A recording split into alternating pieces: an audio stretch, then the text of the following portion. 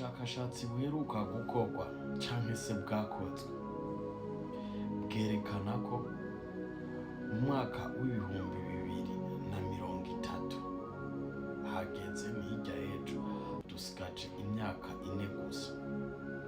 Ubwo bushakashatsi bwerekana ko ibice 80% by'abakobwa muri 2030 ni kuvuga imyaka 4 imbere iriko iraza, ibice 80 by'abakobwa bazoba bashikana imyaka 30 ata muntu bakundanye bafise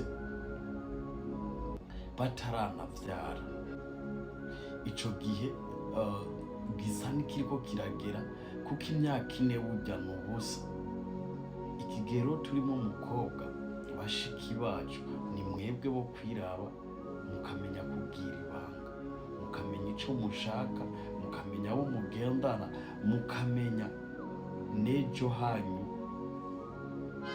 haza ko umuryango bakeneye kandi namwebwe ko mukeneye kubaka imiryango ibakomokako nk'uko namwe mwabonetse hagiye harabaho generation to generation.